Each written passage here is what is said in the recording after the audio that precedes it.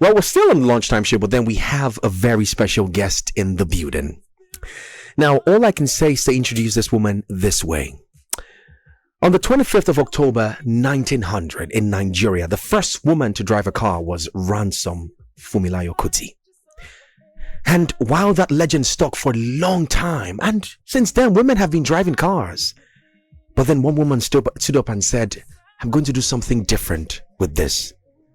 And on that fateful day, she started her car, but poured fuel inside. Well, I guess fuel was cheap then. Poured everything in. Got her bottles, got food, everything. And she started to drive. And today she made it back. Her name is PELUMI NNUBI. You're welcome. Thank you. Oh my God, that's such a beautiful introduction. And can we talk about amazing voice sound? I'm like, I could listen to this all day long. Okay. This is not about me. I mean, thank you so much. Love it. What can we say about you this time? You're not, I couldn't call you a legend. You're not a myth. You're still here with us. But when this whole time is done and you're old and well advanced in age, the world will remember you as the woman who beat the odds. How does that feel for you? Amazing. It feels like I've always wanted to have or done something that lives way past me. Yeah. And to finally be so young and have achieved such a thing. Yeah. And have historical momentum that is going to be placed in a potential museum that years to come. Yeah. People would, it's a big question, like in an exam, like who was the first solo traveler, female traveler? All the way from London. From London to Lagos. And there'll be objectives and there'll be PELUMI NNUBI there as one of them. Like that thought, the thought of people going to museums and looking at Lumi in my car and feeling inspired to start their own adventure. That's legacy. That's what everybody wants, to have their name immortalized in a way that can always be seen over and over again through the passing of time. So I feel honored and I feel absolutely excited about the future. If I end the interview on this note, you would have answered all my questions, but I'm going to ask you a few more questions. Okay. And I have people already on WhatsApp asking me questions right now. Love it. I'm going to get into your feelings a bit. When you started, were there moments where you felt like, I don't want to do this anymore? Because I know, on a lighter note, you get the kind of state where the kind of country where you go reach, you go be like, say, come, I can't talk back. If I stop here, now me do myself. But what were those moments when you felt like, I don't want to continue this? There were moments, I'm not going to lie. And throughout, showcasing the journey, I definitely tried to show both sides of the coin. It wasn't just all blissful. Yeah. There was amazing moment. But there were times whereby they were just so hard. I was doing this by myself. I was solo. I was lonely. I was frustrated sometimes. I was stuck at the borders. I had to sleep in my car. There was just so many hard moments. But I don't think there was ever I'm going to quit. Ever. I really don't think What was in your mind when... No, this is... You know what? This is hard for me to... It's not hard for me to believe. It is... I've never heard this before. When you ask people this question, they say, oh yes, there was a time I wanted to quit. Now you're saying there were no moments. No. At that time when you were tired, you said you had to sleep in your car, sleep at the border. I mean, you must have seen some different things that would be cold. What kept you going? Apart from the fact that you knew that the glory was in front of us. I mean, you're a child of God. So you, of course, the Bible says things that, set the glory in front of us, for all of that Paul said. But what exactly kept you going? I think it's deeper than I want to be the first woman to do this. That's what I'm looking for. It wasn't the accolades. Yeah. Because I didn't even register to be in the Guinness Book of Record. Okay, now that's something. It wasn't I didn't know the homecoming would be as big as it was, so I couldn't even think that I'm working towards that. Does that make sense? It wasn't the ambassadorship or the car or the house I got after. It wasn't any of that thing. It was PELUMI. I started this project. I felt something big was coming. I kept telling my friends and family, like, something big is coming, but I don't know what it was. It was just a feeling. It was like my life is about to change. Something big is coming. Yeah. But I didn't know what it was. But even bigger than that, it was right from day one. My message is traveling can be easy, safe, and doable for any black female traveler. Wow. I've always wanted to. I don't care, like, oh, Eastern Europe, black people don't go. I don't care. I'm going there. Yeah. I just wanted people to take up more space. I wanted people to stop disqualifying themselves from opportunities. Yeah. So when people say London to Lagos is impossible, especially in a Porsche 107, a tiny car, through the Sahara, through some crazy terrains. You were painting a picture in my head. I didn't want to experience that, to be honest. I was so... It went past me. And I think when your visions are bigger than you and your goals, I think that's when it really does matter. So there were people that were cheering me. I was getting messages from moms that, oh, my daughter is 8, 9 years old. She just asked, where's PELUMI NNUBI today? Like, people are so invested. Teachers saying, we teach our curriculums in school. We just talk about you and your journey and your bravery and your courage. So to be able to inspire the young girls to step out, to not box themselves into what the society expects from us as women, that was important. And that kept me going. I can't fail, number one, myself. Yeah. And I definitely cannot fail the hundreds and thousands of people that literally joined this journey. On Instagram, we started with 12,000 followers. We're more than 300,000. That's on one platform. It's beautiful. You know, then we have TikTok and YouTube and Facebook. So people really tuned into the message and really bought into it. And they really were cheering me on, prayers and kind words and support. And it was just, I just had to keep going. I couldn't quit. I just couldn't. Let's talk about family support now. Let's talk about family support.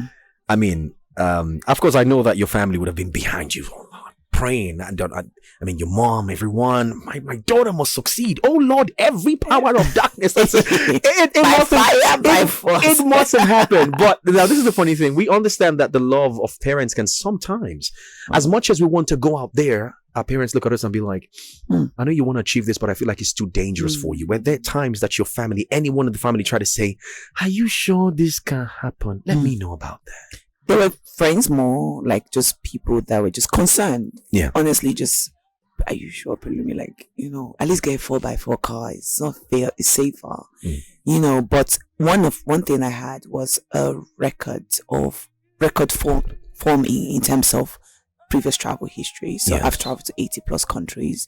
I've really enjoyed exploration. I've done road trips to Namibia, for example, 4,000 kilometers, solo driving, beautiful place. If you ever want to go somewhere on a road trip, that's a place you want to do. Okay. So there was, you know, I've done previous trip and returned them safely. So they had that evidence to back up at least, because I have a logical dad that just likes evidence, like show me work. And again, that's why this trip wasn't spontaneous. It took a year plus of planning. It was hours literally opening Google Map, looking at satellite view of the roads condition, like that level of detail planning went into But how this. much can you plan when you get into the real thing? How much did the plan serve you at that time? Failure to plan is planning to fail. I agree. That's first. But you are right. And there had to be room for, number one, spontaneity. Yes. There had to be room for just, let's see where that goes to. But the plan is solid and very important. Yeah. But just not, don't anticipate, you know, that's that thing with human plans and God's just like laughing, like, okay. I definitely didn't plan the accident. I didn't plan to be stuck at the border. I didn't plan a lot of things that went down. I also didn't plan all the amazing things too as well. Would we say, I mean, I just have like just two more questions, because I have a message here from Fifi Ojelabi, one of our contestants from the Naturally Superstar. She's just behind you. And she asked us a question, because at 514, she's asked, I think, 5 questions. I just picked 2 out of them, but this is my last question before I take hers. Would you say that the accident, I don't want to put it in a way that sounds very disturbing. Tell me. But I want to say, would we say it's an act of, you know how God does some things to allow good things happen? Because if there was no statement of pain, there can't be a glory. You're going to make me cry. Facts. It almost felt like the trip was too easy, but it was just so, there was hiccups, but the accident was the holy macaroni. It was like the climax of it. It was the season finale. It was, and in the moment where it happened, I was just like, God, you told me to do this trip. Yeah. You know, you've saved my life. Thank you so much. But this is just a big bummer. Because I had like a deadline I was working towards, which was the 23rd of March. Yeah. Because my mom was turning 60 and we had the whole family cruise. Happy birthday to Mom. Happy birthday, Mom. She's amazing. 60 cruise and everything. So that kind of like was all plan change. So there was just a lot. And then the person like, is this the end? Is it going to finish? Is this everything?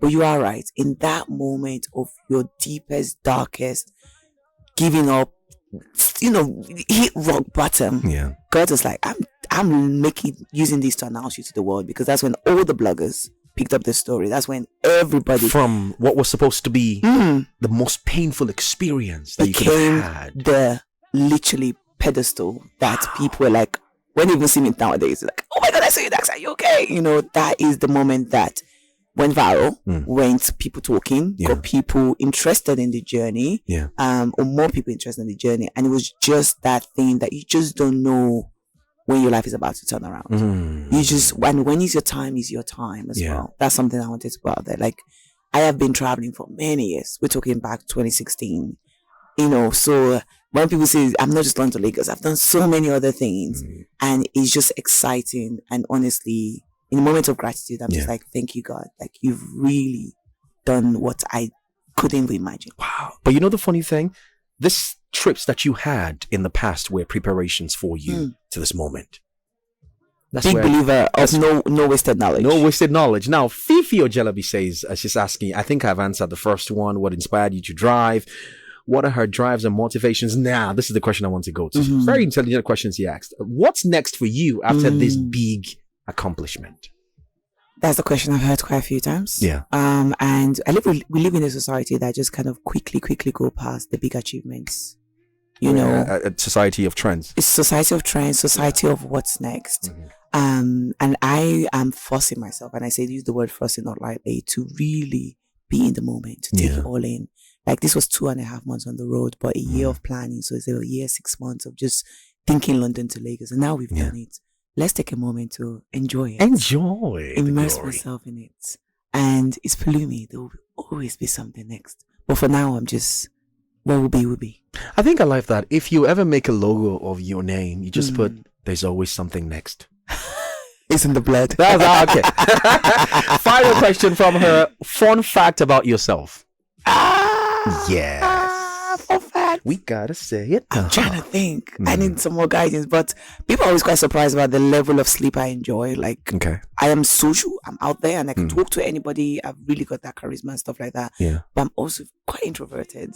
So how do you? I'll be that person at the party that will mingle, and then you see me in my bedroom because I'm like, oh, social battery is low. Okay, that's something I don't think I'm ever going to do in any time. I don't have that gift. I don't have it. I'll probably learn it from you one of the times. Thank you. PELUMI NNUBI, it's been an honor having you in the studio. Thank you, sir. And all I can say is we're proud of you.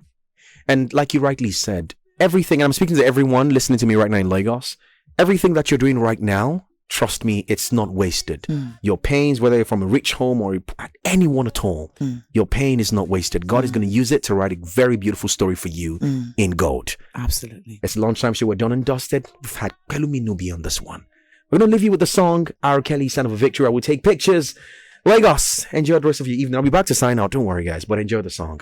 My name is 𝐒𝐭𝐴ZKL, and it's been a moment with PELUMI NNUBI. Thank you. Thank you, Ebuka. Thank you. Did you enjoy this video? Hit the subscribe button for more. Leave a comment.